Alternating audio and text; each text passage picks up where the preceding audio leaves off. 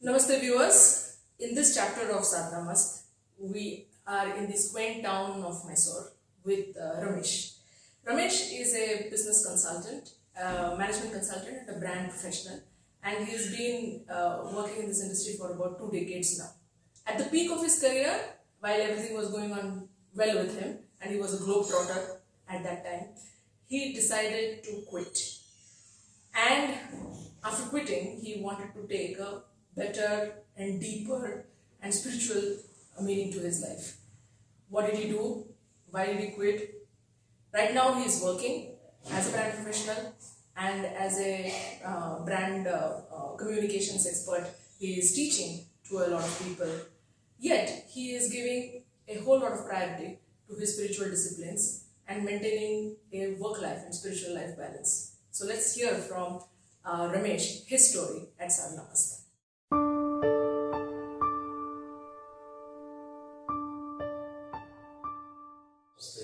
Welcome to SADHANAMAST.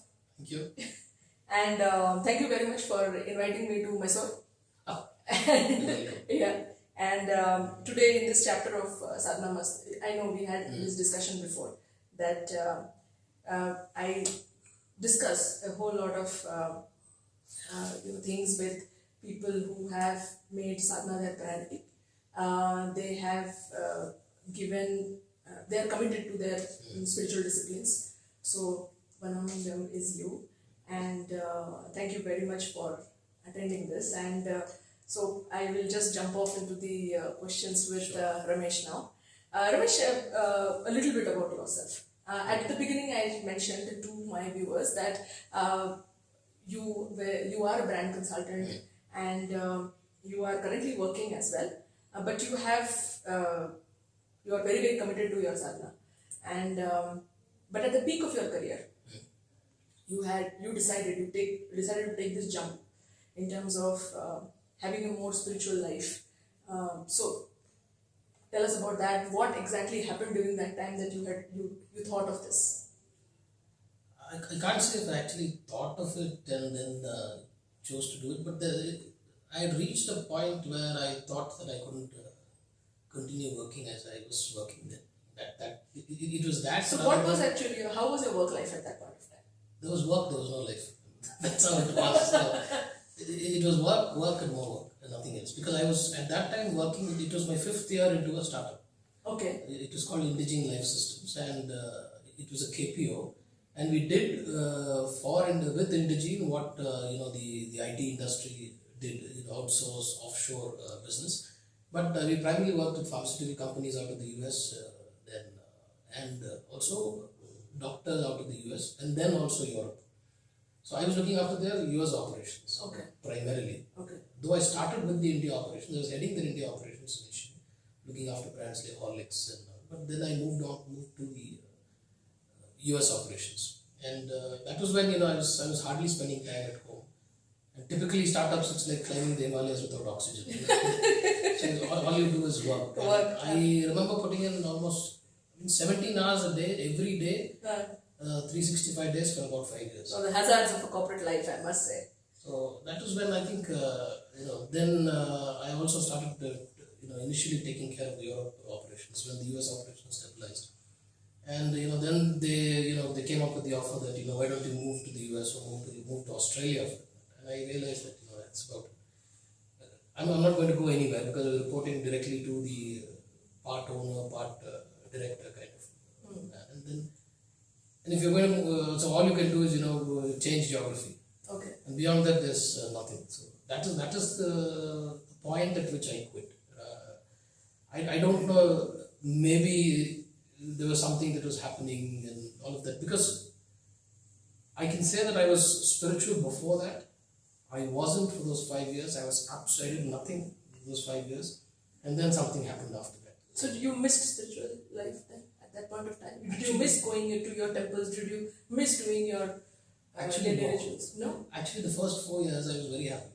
I almost become atheistic or agnostic to an extent. and I died in the whole materialistic and not really very interested in all this. So what do you think, why was this transformation, or was this transformation happening in the background at the Maybe yes, I don't know. But what happened is a lot of things happened subsequent to the decision I took in 2008. I got to meet with Sri M. He's Mumtaz Ali, who has an ashram. Sri M is a Kriya Yoga master. So just for the viewers. So I got to meet with him, and there's a little story because I met him at the police commissioner's office in Bangalore. Okay, please tell the viewers. Yeah, so one of the things that I decided then was that if I'm even going to, go to him or be a follower or whatever, he has to. We've had a family tradition of worshipping Shirdi Sai Baba. Okay. And I thought within myself that if he mentions Shirdi Sai Baba, this is the first time I'm meeting him, mind you, and if he mentions or takes Shirdi Sai Baba's name, then yes, I will. Then you'll go to him. I'll go to him for guidance, or at least, I'll at least visit his ashram, or it's a starting point. So we were sitting there in the commissioner's house, and he walked in with the ponytail and all that. I was thinking, so what is this? I mean, who is this man? So he wasn't dressed like a sannyasi or any of that. And then at the midpoint, I don't know if I imagined this, but it appeared as if he was looking straight at me. But this much is true. He took the name of Shirdi Sai Baba. Because I was hearing some amazing stories, and very skeptical about the whole stuff. These things don't happen. Despite this having happened, I had it in my mind. There was no way he could have known. It was the first time we were meeting, and he mentioned it. I said, okay, coincidence. So this just happened, and therefore, for about 2 years that I went to his ashram or listened to his talks or whatever, I was playful. Okay. I didn't do much. The second turning point happened because I was the general secretary of an apartment in Bangalore, and we had to buy I'd gone to Hampi, where Hampi is supposed to be there's a place just across the river, Tungabhadra, there's a place called Anegundi. There is a mountain, and there is a Hanuman temple there. It's called Anjanadri Betta, Betta meaning hillock, mountain. And, when I went there, they said this is where Hanuman was born, and Anjanadri is Kishkinda of the Ramayana. I was sitting on the rock, and I was thinking of all of these things. I came down, and for some reason there was a guy who was making these murtis of Hanuman. And I said, I want to buy this. Okay. I don't know why I bought it, but I bought it. And from that day, that's way back in 2009 through to 2018, there's never been a Saturday when I've not worshipped Hanuman. It's been 7 years now. Yeah, 9 years. 9 years. 9 years. There was a point in time when I used to do it every day. Now I've reduced it to Saturday because I've taken up another puja that I do on a daily basis. And what also happened is exactly 1 year after that, I went from my apartment, I was general secretary of the apartment, we had to buy a Ganesha Murti for our apartment. And what got loaded into my car was a Hanuman Murti, along with, I never asked for it. And that Murti has been in our puja place, now it's another 9 years. I mean, this happened 6 months after I started that puja, sadhana, whatever you want to call it. This happened, he came, and I personally did the Prana Pratishtha. Because I'd learned all of that by then. I don't know why, I learned everything. Just because Hanuman came into my house, the small murti from Anjanadri, I taught myself Shodashopachara, the Prana Pratishtha, the entire process, SADHANAMAST puja, the whole puja I taught myself from a book. And then this 1 foot murti came, I started. To me now he's almost he's throbbing in life. I can feel that he's inside the very murti. After that, the other murti is only for display. Okay. One from Hampi, because he chose me. This murti chose you. This murti chose me. He was I didn't buy him. He just came into my car, and he's been with me since then. He's traveled from Bangalore to Mysuru, and he continues to adorn the puja. So what are these various milestones that you can say in your spiritual life? Because you quit that huge corporate thing, your professional life around about what year? 2008. 2008. So it's been about 10 years now. It's been a decade. And you've been doing consistent, your spiritual disciplines in a consistent manner and a regular manner. What do you think are these milestones that, I'm not saying that these milestones are to gauge anything, but in terms of your own spiritual progresses, how do you see these milestones? I am often surprised by how people quickly become Vedantis. They very quickly say, there is a joke around that says, they're SBNR, spiritual but not. So do you think Vedantins are SBNRs? I don't know, but many are. Because what happens is, I think the Vedanta is at the Anta for a reason. The Veda is the ladder. You get to Vedanta. Shankara himself, when he, being an Avatara Purusha himself, had to learn the Vedas before he got to Vedanta. There are exceptions, of course.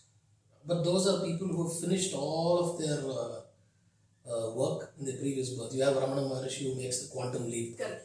Or a Ramakrishna who's already born. But even Ramakrishna, for that matter, he was not a Vedantin as much as Swami Vivekananda was. He didn't want to be a Vedantin. He said, don't make me, this dry kernel that shakes within that pod. I always want to be. So, having said that, what I also believe is that there is a danger in going straight there. Mm-hmm. I believe these are, it's far easier to do the karma anushtanas. And it's also important to understand that as per the Vedas, as per our Shastras, you don't have a choice. In the sense? It clearly says that first you do the if I'm a Grahastha now. Okay.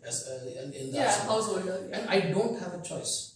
A Grahastha is must perform the karma anushtanas. These are samskaras that he has to perform.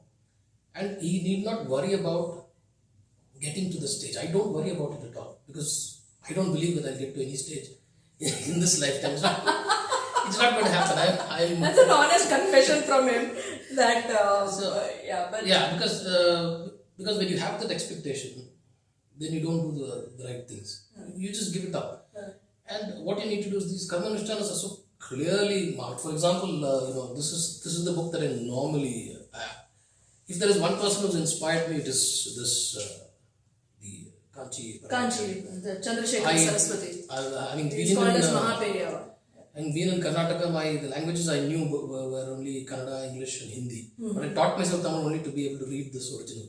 Oh. Yeah. Okay. So these are running to about 8 volumes, 8,000 pages. Okay. Let me just show it to the viewers. Yeah. This is the book that Ramesh is talking about. That's Mahaperiyava Chandrasekhar Saraswati on the cover of this book. So he makes it very clear. He says samskara is actually, or to be able to be happy in samsara, you need to practice samskara. So and he says, look at samskara as karyam, that is work. Karma that you need to do. Mm-hmm. And he says, in order to become atma-with, what you need to do is the cleansing of the gunas. Mm-hmm. And that comes, so he says the sharira has to become parishuddha, and that is possible only through the karma anushthana. So to say that I can I've already realized, because if you realized, you won't be saying it. Yeah. We won't be here. Yeah, there'll be others who will be talking about you. Absolutely. And you wouldn't be talking. You wouldn't be even making that claim. Correct. Because it's not for you to make the claim. So if you're making a claim, it means you're not achieved. Not achieved. So I'm very, very clear that the karma anushtanas are compulsory. I mean, it's not like you don't have a choice. If you've chosen the grahastha dharma, there are 5 things that you need to do. So you've been doing this karma anushtanas over 10-15 years now, right? Yeah, 10 years. 10 years now. So there was a period when I did nothing. Correct, you mentioned that. So now you tell me. There are 5 that are compulsory. I do 4 out of them. I don't do the 5th one. Okay, which are those 5 which are compulsory? One is Brahma Yajna. Okay. Which is the study of the Vedas. Right. So I studied Yajurveda in Bangalore through my Guru Ananta Narayana. But when I came to Mysuru, my other Guru, Sri Venkata Krishna, told me that since I belong to the Samaveda, why don't you learn Samaveda? So I'm learning that. So you are a Samaveda Brahmin. Yeah. So I study the Vedas too. The other is Deva Yajna. Okay. Deva Yajna it could be in the form of Homa, puja, or whatever you want to do. That is compulsory. You don't have a choice. These are the Nitya Karmas. And then the third? Others Pitru Tarpanam. Correct. Because what you say is that there is a run that you have that you need to repay. Yes. So that is part of any puja that you do. Right. And the Trikala Sandhya is a compulsory thing. I do twice. The morning and the evening. I can't. And there is the Manushya Yajna that is compulsory again. What is Manushya Yajna? Manushya Yajna is that you feed any other human being. Okay. But it's on a daily basis? It's on a daily basis. It's enjoined in the scriptures that you at least feed one guest every day. Or one poor person. So I am his guest today. So Okay. So he is feeding me today. So Manushya Yajna is happening today. The final one is the Bhuta Yajna. Okay. Bhuta is the five animals. No, the animals. Okay, the animals. It's called Bhuta Bali. Okay. So that we always do. For example, so there feed the cow or the dog. Not necessarily. What you need to do is there's a very simple thing that many people don't do. For example, we have this kolam that we call a Tamil or the Rangoli. Rangoli. You need to use rice flour. Right. So you'll at least have ants and insects eating it. Okay. Rather than have it painted or stickered, and so that's as simple as that. That's Bali. You're already giving a Bali. So my mother's been doing that forever. So then before we eat, we always have one handful of cooked rice for the birds, to the crow, to the birds. So we spoke about the karmanushtanas, this 4 5 karmanushtanas that you need to do, which you are doing regularly. Fifth one, I think, which one you are not doing? The Manushya. Except for that today that you will be doing. The other thing also I don't do on a regular basis is the yagas, the homas. The homas. I don't do that as regularly as I probably. But you have taken one single spiritual sadhana or the discipline, which is of the Panchayatna, okay, which you had mentioned to me. Now, can you please tell us what about it? And that has been, how long have you been doing now? It's 3 years now. 3 years. Unbroken for about, unbroken. There's not a single day. See, what happens is if you take up the Panchayatna puja, there is no way you can break it. You can't say that I'm not feeling good today, I can't do it. You can't say I'm traveling, therefore I cannot do it. It's something that you decide to take it, you have to do it. Okay. So even when I travel, I carry the murtis with me. Okay. So these are not exactly murtis. These are 5 different stones, and which again he explains it very well. In fact, there's a little story how this actually started. I read about the Panchayatna puja, and I have one thing is that I can never remember dreams. I never ever remember a dream. There's only one dream that I remember. Do you sleep soundly, do you? No, it's not that. One is I'm an insomniac to a large extent. I don't sleep well. The other thing is I don't remember. I don't remember dreams. I can't remember anything. But there's one dream that I remember where just before I read this and just before I was thinking, and this might sound strange, but the Kanchi Paramacharya appeared in my dream. And I remember it so well. I remember it so well that I can smell the vibhuti that was there in his body, on his forehead. So it was very vivid. It's very vivid. I can even feel the. I would not say dream, but a vivid experience that you got. Yeah, but it was It was in sleep. Yeah. And I don't know how to. Even now, if I close my eyes, I can feel the rubbery, velvety nature of his skin. That's how he is. I know it for a fact now. So, this might sound strange, but that is what happened to me. But as strange as it comes, it's okay. And he told me that I must do this. Okay. 1. 2, he said something in Tamil which I will repeat and then translate. He said, "Nee maridu," which means you will change. That's all he said. This is 3 years ago. Wow. So only these 2 things, and then I started from there. So there is the tradition has it that it has to come from your father to you, or somebody has to gift it to you. But I never bothered about it because I had already. I think you got the sanction from him. Yeah, so I went and bought the murtis. Okay. From a shop, did the prana pratishtha, and these murtis are not the typical vigrahas with arms. There's nothing. These are 5 stones. One is called he calls it the Banalingam. The Narmadeshwar. Yeah. So that's the Omkar Kundam of Narmada. So that is Shiva, but he takes the Prithvi Rupa here. Okay. And the second is the Swarnamukhi Sila, is what they call it. In the Swarnamukhi AP, Andhra Pradesh is where it is. It's called Swarna Rekha. It's a stone with either a gold or a silver line that passes through it. The third is epitomizes who? Parvati. Okay, it's the Jyoti Surya. Okay. And then you have the Salagrama. Shaligrama, which is the Vishnu. Vishnu. And again in Nepal is where the Kandiki river is located.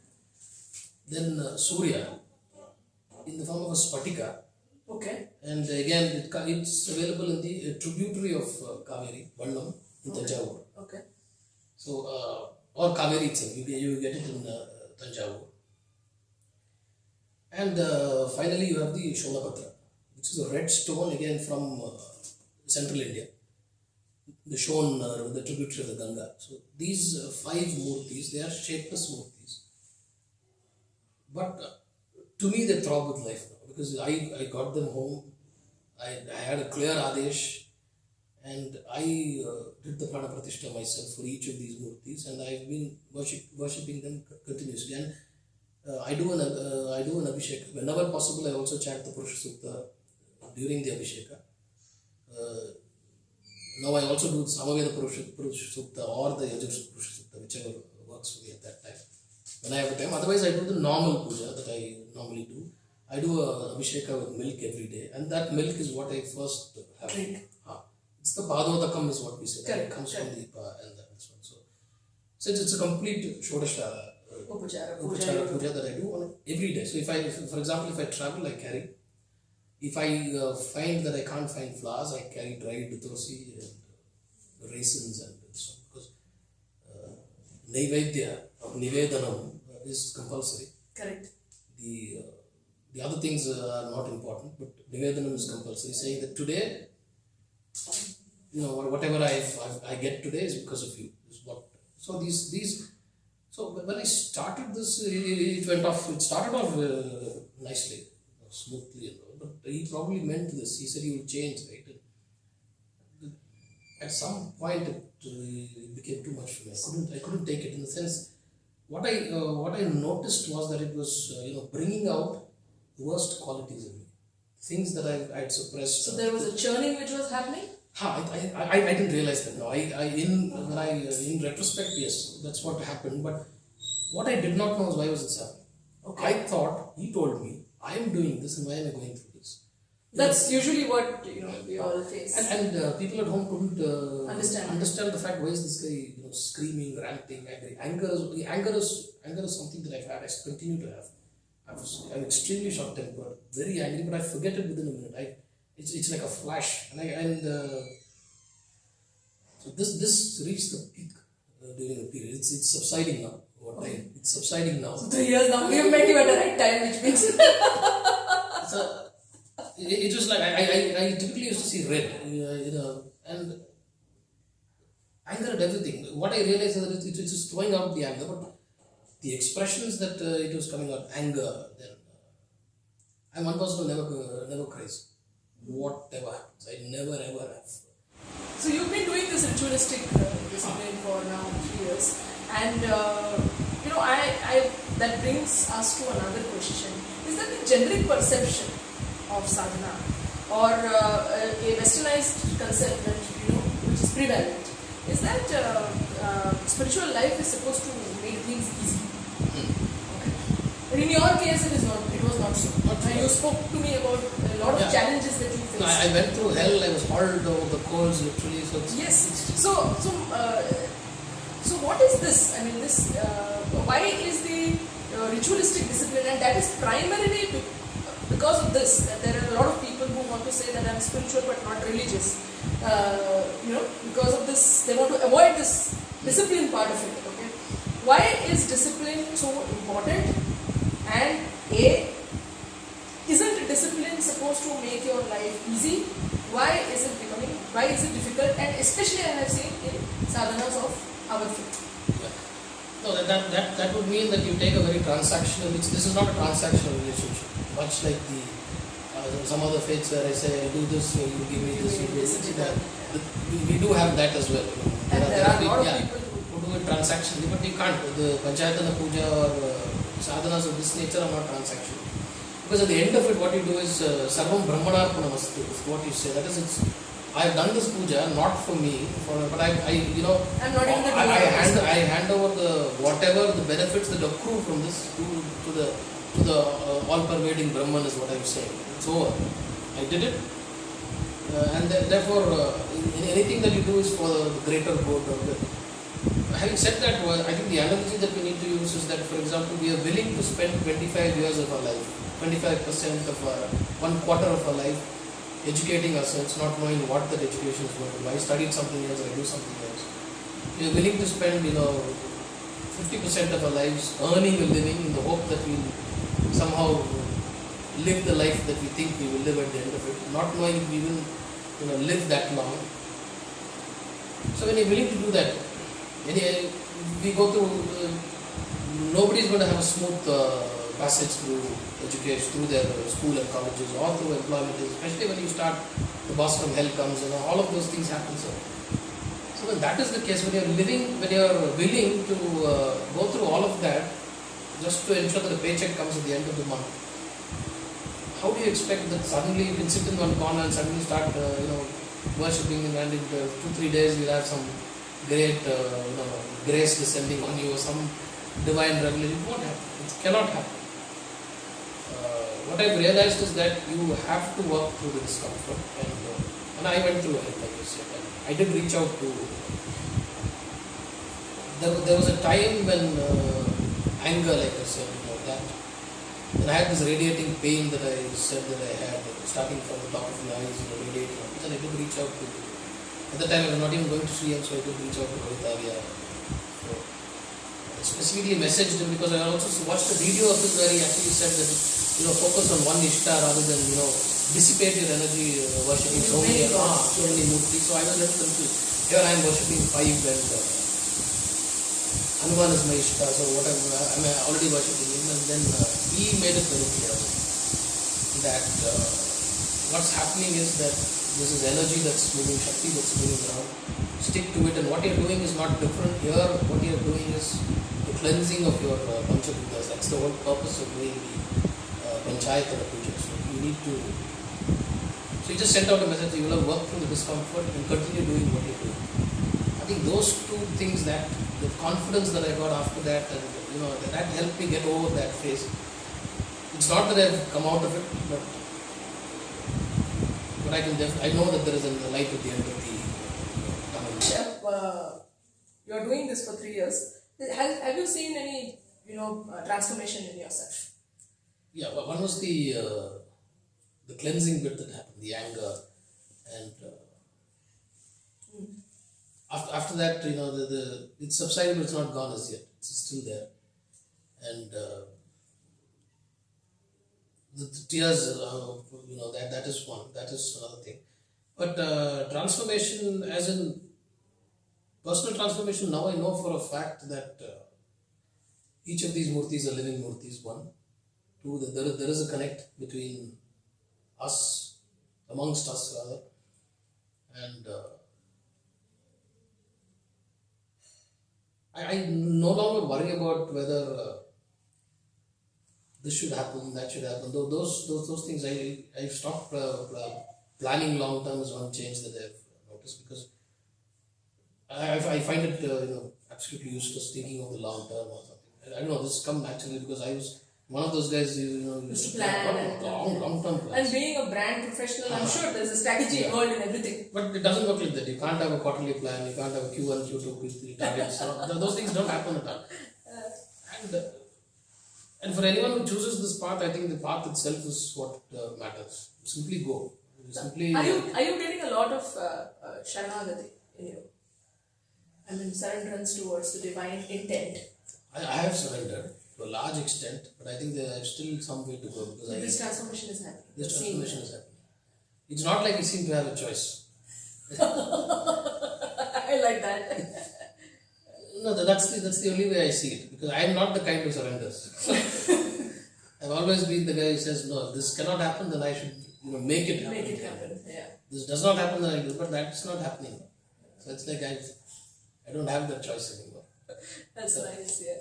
But Yeah, I mean, and Sharanagati is, I think, that we all wish to aspire, and I think all sadhakas, at the end of it, if that does not come, then your journey, any Yeah, I think what happens is, I think, Sharanagati, as in if you look at it differently, one is to surrender completely. That you say that, I don't know anything, you take me. And the other is also to get into that stream of the deity or the Shakti or whatever. So I think the progress is faster. I think the initial trouble also was because I was not surrendering. I was resisting big time. Okay. So that is right. Yeah. Any message for our viewers? Any tip? Because there's a whole lot of serious seekers who watch SADHANAMAST, and they have given, there's a lot of questions they ask and they want to really get motivated. Is there anything that you wish to say to them?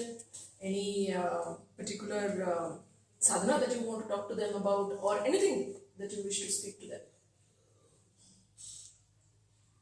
I don't know if there's anything for me to share, because I think what's important is if at all this people get onto this path, they do it not because of an inspiration from outside but it's something that's kindled. That's how it's happened for me, with me. It's not like it's not something that you can chart out a plan saying these are the achievements I could do or something. You are dragged onto that path. You are led on that path, and you